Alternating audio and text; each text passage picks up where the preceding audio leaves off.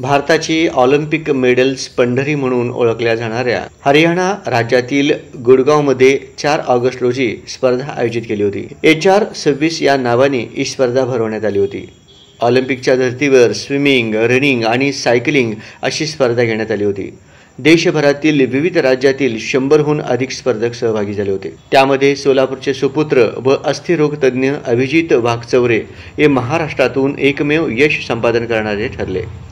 या स्पर्धेत 1.5 kilometre swimming, 40 kilometre cycling आणि 10 किलोमीटर रनिंग या तीनही स्पर्धा अवघ्या 3 तास 3 मिनिटात डॉक्टर वाघचौरे यांनी पूर्ण करीत पहिल्या 10 मध्ये येण्याचा मान मिळवला। सध्या सुरू असलेल्या पॅरिस ऑलिम्पिक 2024 मध्ये ऑलिम्पिक डिस्टन्स ट्रायथॉन स्पर्धेत जे मापदंड लावले जातात त्यानुसार ही स्पर्धा घेण्यात येते। डॉक्टर अभिजित वाघचौरे यांनी मिळवलेल्या या यशाबद्दल सोलापूर शहर जिल्ह्यात त्यांचं कौतुक होत आहे।